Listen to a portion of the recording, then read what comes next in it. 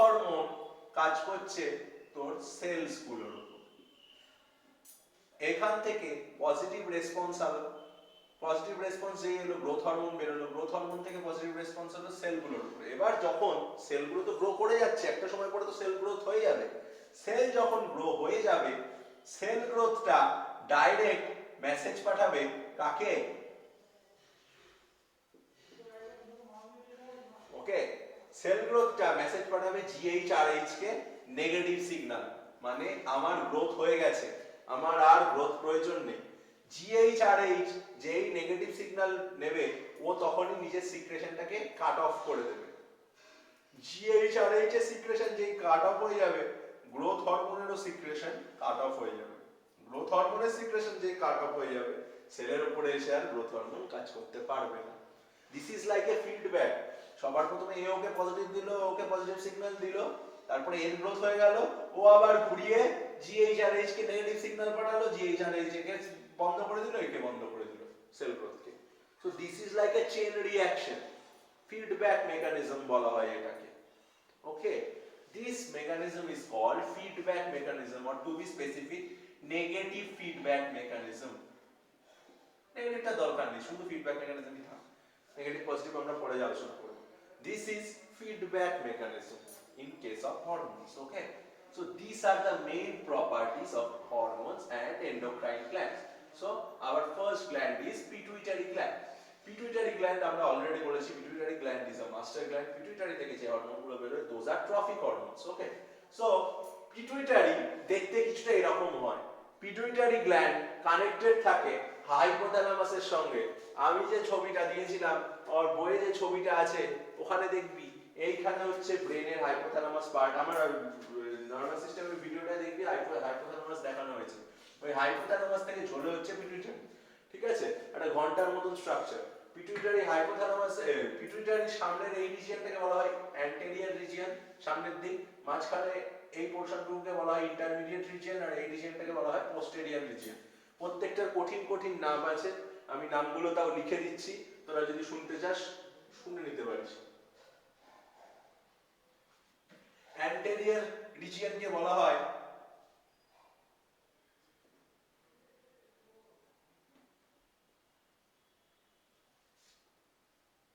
Purse টিউবেরালিস।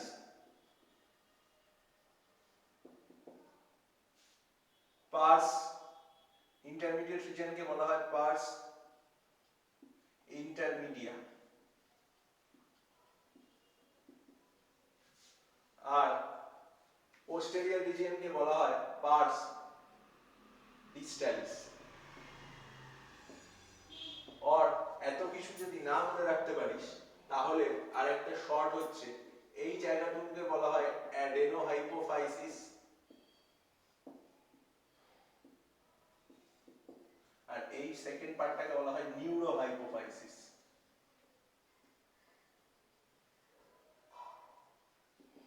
Okay, this is adenohypophysis, this is neurohypophysis. Black region is adeno, blue region is neurohypophysis.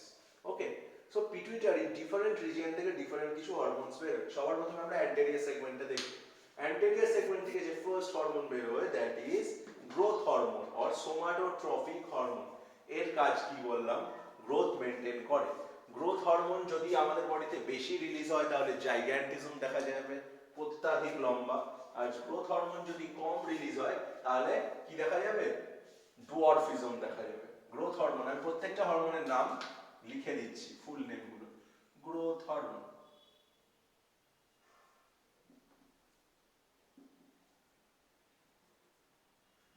or somatotrophic hormone. Okay, then thyroid stimulating hormone. Thyroid stimulating হরমোনের কাজ হলো thyroid গ্ল্যান্ডের উপরে গিয়ে কাজ করবে। Thyroid গ্ল্যান্ডকে stimulate করবে কিসের জন্য? থাইরক্সিন হরমোন সিক্রেশনের জন্য। ওকে, থাইরয়েড গ্ল্যান্ডকে থাইরক্সিন রিলিজিং এ হেল্প করবে যে hormone, that is thyroid stimulating hormone. TSH এর পরিমাণ যদি বডিতে বেড়ে যায় তাহলে থাইরক্সিন রিলিজ বাড়বে, টিএসএইচ এর পরিমাণ বডিতে কমে গেলে থাইরক্সিন রিলিজ কমবে। Next hormone is follicle stimulating hormone. Follicle stimulating hormone যার উপরে কাজ করে, এগুলো মেইনলি কাজ করে হচ্ছে গোনাডস এর উপরে। গোনাডস মানে হচ্ছে sexual structure, in case of males it is testis, in case of females it is ovary. Follicle stimulating hormone female বডিতে কিসে হেল্প করে? ফিমেল বডিতে ফলিকল, গ্রাফিয়ান ফলিকল তৈরিতে হেল্প করে।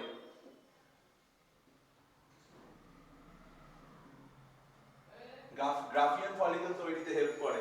আর আমাদের বডিতে, মেল বডিতে স্পারমাটোজেনেসিসে হেল্প করে। মেল বডিতে স্পারমাটোজেনেসিস মিন্স স্পার্ম ফর্মেশনে হেল্প করে, আর ফিমেল বডিতে গ্রাফিয়ান ফলিকল ফর্মেশনে, গ্রাফিয়ান ফলিকল মানে হচ্ছে ফিমেল বডিতে এগ গুলোর ম্যাচিউরেশনে হেল্প করে হচ্ছে ফলিকল স্টিমুলেটিং হরমোন। ফলিকল মানে হচ্ছে এগের বাইরের লেয়ারটাকে বলা হয় ফলিকল। ফলিকলটাকে স্টিমুলেট করে ম্যাচিউর করে, that's why it is follicle stimulating hormone. তারপরে হচ্ছে LH or luteinising hormone, or এর আরেকটা নাম হচ্ছে ICSH or interstitial sell stimulating hormone. LH এর কাজটা মেইনলি, এলএইচ হরমোন হচ্ছে ফিমেল আর আইসিএসএইচ হচ্ছে মেল। এলএইচ হরমোন কাজ করে হচ্ছে কার উপরে? ফিমেল বডিতে লিউটিনাইজিং হরমোন। ও ফিমেল বডিতে কর্পাস লিউটিয়াম তৈরিতে হেল্প করে।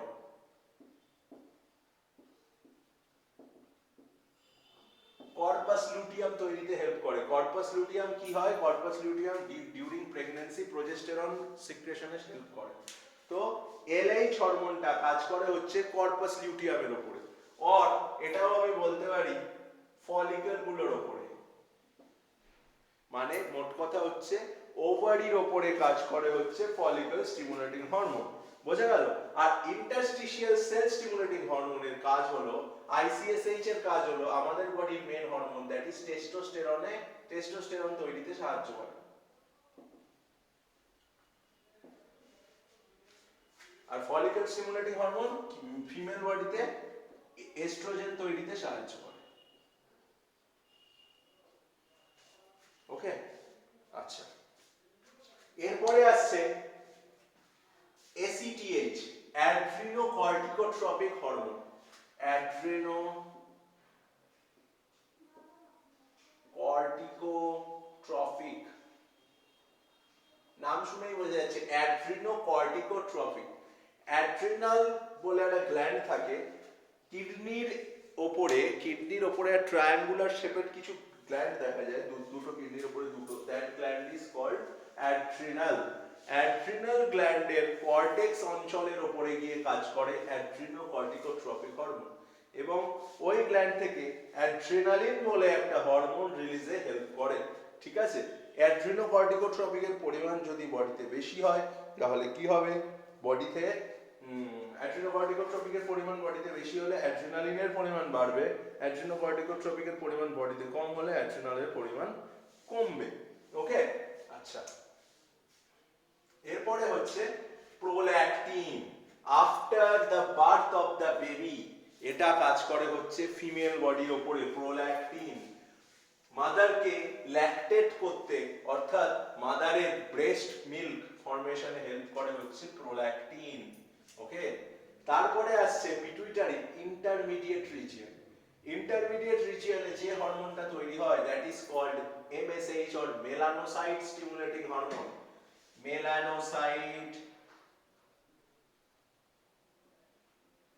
স্টিমুলেটিং হরমোন, এটা আমাদের ক্ষেত্রে, হিউম্যানসদের ক্ষেত্রে কি? হিউম্যানসদের ক্ষেত্রে ইনঅ্যাক্টিভ, আদার অ্যানিমালসদের ক্ষেত্রে ওদের বডি কালার তৈরিতে সাহায্য করে হলো এই হরমোনটা, মেলানোসাইট স্টিমুলেটিং হরমোন। রেপটাইলস ও অন্যান্য ম্যামালস সবার ক্ষেত্রে। তারপরে আছে হচ্ছে পোস্টেরিয়র সাইড। পোস্টেরিয়র সাইড থেকে পিটুইটারি যে দুটো হরমোন রিলিজ হয়, first one is ADH. ADH এর ফুল ফর্ম হচ্ছে anti diuretic hormone. Anti diuretic means এটা কাজ করে ইউরিন কন্ট্রোলে, that's why uretic. Okay, ADH hormone কাজ করে, আমরা যখন তোর কিডনি পড়েছিলাম বলেছিলাম যে এডিএইচ এর কথা। এডিএইচ হরমোন কি করে? এডিএইচ হরমোন আমাদের কিডনিতে নেফ্রনে বিশেষ করে ওয়াটার রিঅ্যাবজর্পশন এবং আয়রন রিঅ্যাবজর্পশনের রেটটাকে বাড়িয়ে দেয়, যাতে কি হয় টোটাল ইউরিনের পরিমাণ কম থাকে। এডিএইচ যাদের বডিতে কম সিক্রেশন হয় তাদের টোটাল ইউরিনের পরিমাণ অনেক বেশি হয় সাধারণ মানুষের থেকে। ঠিক আছে, যদি কারোর বডিতে এডিএইচ হরমোনের অভাব দেখা যায় তাহলে তার ক্ষেত্রে যে রোগটা দেখা যাবে that is DI, diabetes insipidus. Okay, ADH hormone যদি কারোর বডিতে কম রিলিজ হয় তাহলে তার ক্ষেত্রে যে রোগটা দেখা যাবে that is DI, diabetes insipidus, যার ক্ষেত্রে সাধারণ মানুষের তুলনায় তার ইউরিনের পরিমাণ অনেক বেশি হবে। and the last hormone is oxytocin. Oxytocin hormone during the labor মানে during the delivery তোর ভ্যাজাইনাল ওপেনিংটাকে বড় হতে এবং ভ্যাজাইনাল ওপেনিং এর এক্সপ্যানশনে হেল্প করে হচ্ছে অক্সিটোসিন হরমোন। তো আমরা পিটুইটারির মধ্যে থেকে যে হরমোনস গুলো বেরোয় সেগুলোর কাজ, সেগুলো কম বেরোলে কি হয়, সেগুলো বেশি বেরোলে কি হয়, সবকটা জানলাম। আমরা নেক্সট ভিডিওয়ে থাইরয়েড আলোচনা করব।